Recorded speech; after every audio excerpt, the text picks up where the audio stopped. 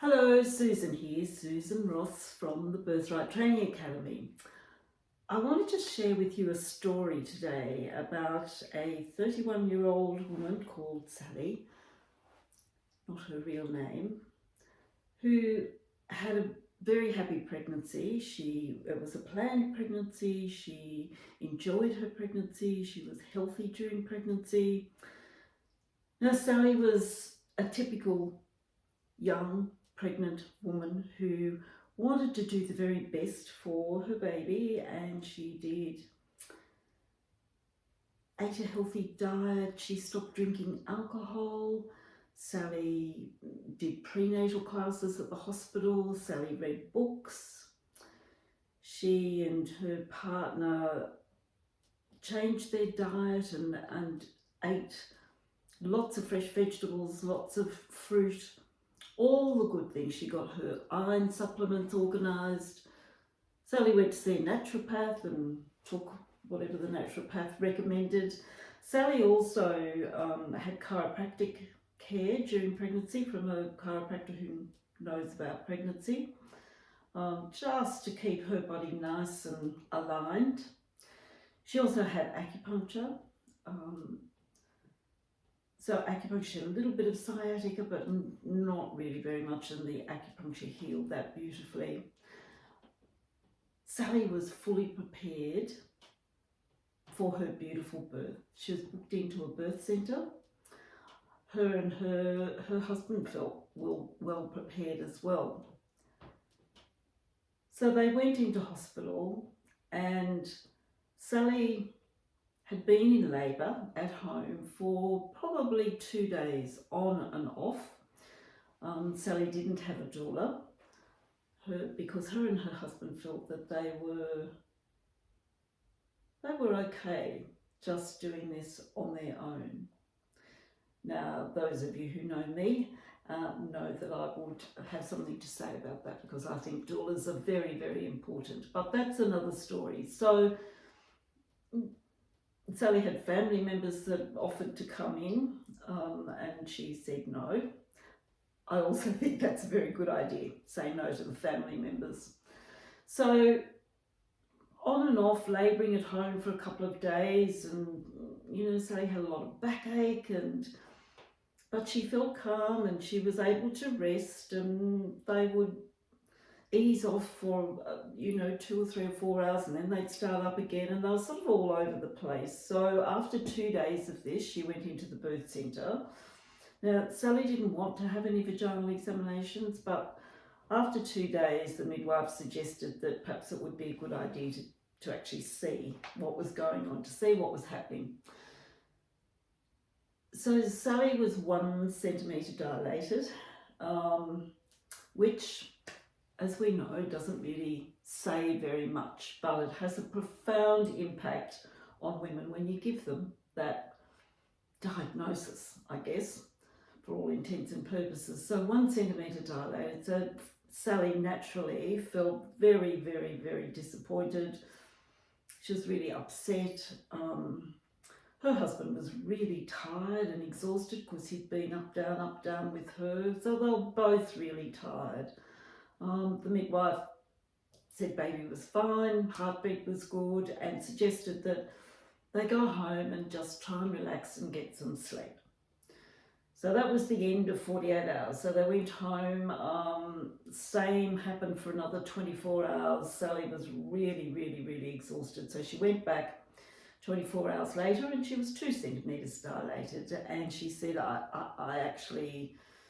need some help. I haven't slept.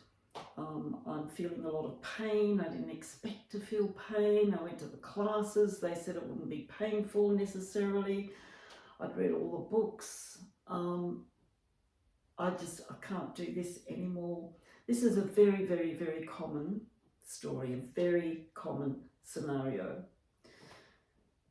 So to cut quite a long story short, 24 hours after that, so we're up to day 4 now, Sally was transferred to the delivery suite because she wanted some pain relief. So she used the birth centre bath and shower, and husband massaged and fell asleep, and massaged and fell asleep again.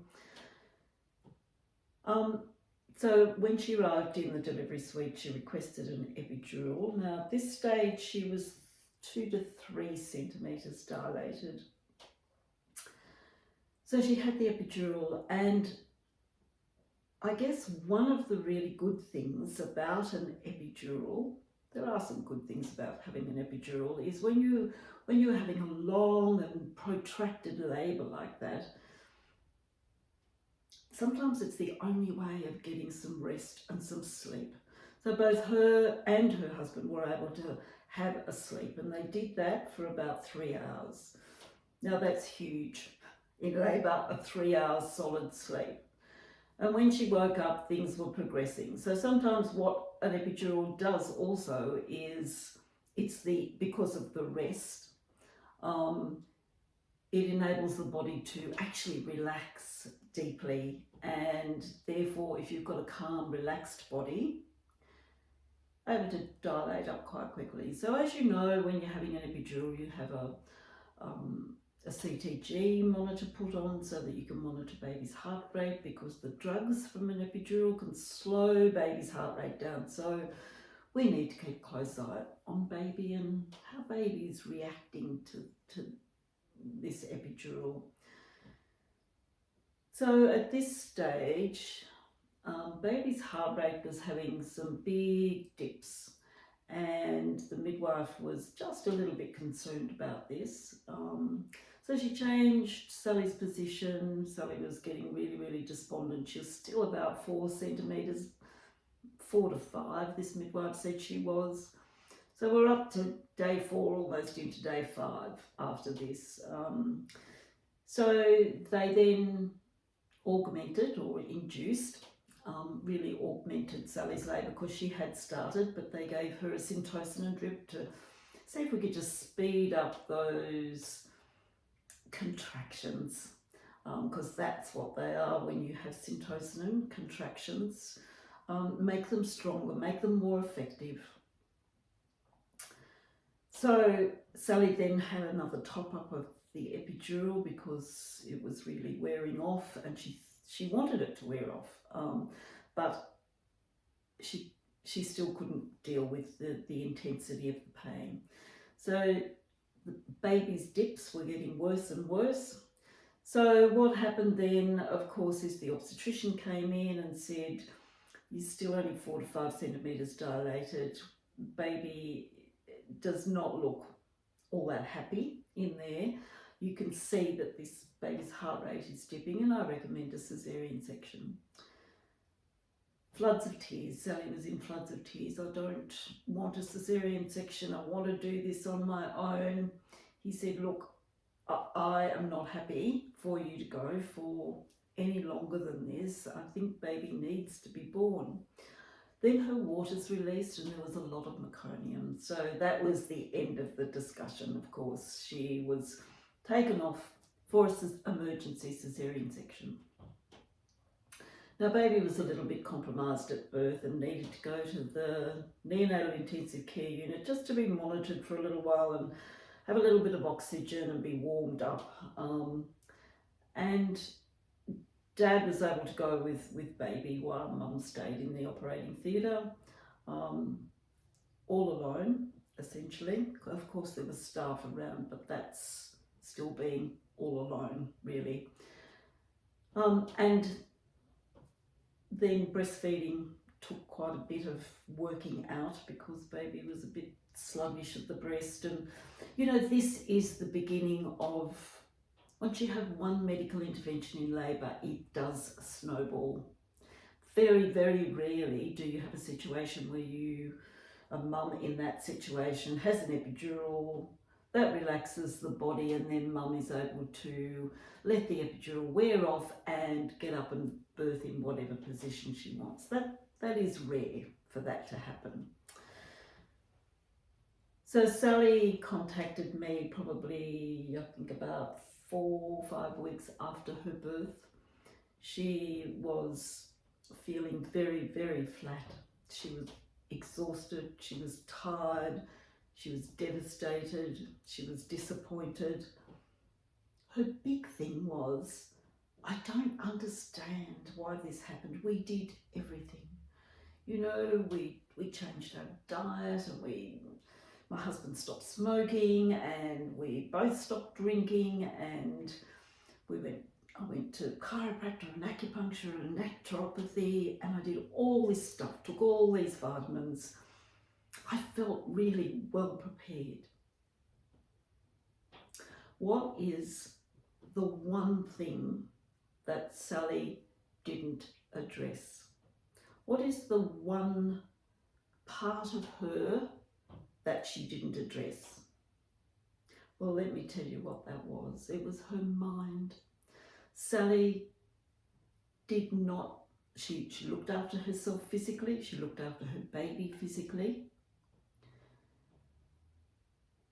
but not the mind. Sally had an underlying fear of birth, and in lots of ways, women who go off and do all of this stuff to physically look after themselves, they feel like they've ticked that box. I don't have to think about this, I don't have to worry about it because I've done all this physical stuff to make myself perfectly healthy and baby perfectly healthy.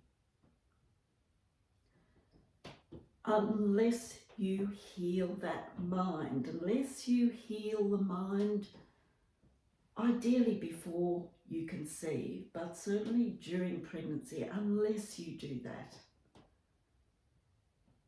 labour often ends up in a whole lot of disappointment for that mum and a whole lot of intervention. Now, Sally had a story around, she had a traumatic birth herself. Her mum had given her some pretty horror stories about how she was born, about how her siblings were born. Even her grandmother had told her some horror stories. And then, of course, you are bombarded, are you not, with what the media tells you about birth. And they've got a very warped idea about labour and birth. And you've just got to read or pick up a magazine, turn on a television program, watch a movie. There's plenty of it out there that is negative, negative, negative, fear-based, and more fear. You have to be able to heal that mind. And yes, of course, you've got to look after baby physically and yourself physically and be healthy physically. But you've got to have a healthy mind. You've got to have a clear, open mind. You've got to heal from past experiences that you may not even be aware of, because how you were birthed is an imprint, and that is your overriding imprint that you carry into your birth. If I had $1 for every time a mum has said to me, look, in the end, I did exactly what my mum said had happened to her. And they often don't relate that to, well, that was your birth that your mum's talking about, and that's how you were born. And that is your imprint of birth. So you must heal that. We have managed through hypnosis to be able to heal that for Sally and to be able to heal that for her baby. But what I want to say to you and what I want to highly recommend is our Hypno Pregnancy program, where we do this healing throughout pregnancy so that you and baby have an opportunity to connect on an amazing level without any limitations whatsoever, without any fear, without any anxiety. And sometimes you don't really know that you've got it until you're in labour, and then it all comes out. You can have, and you deserve to have, a beautiful, amazing birthing experience.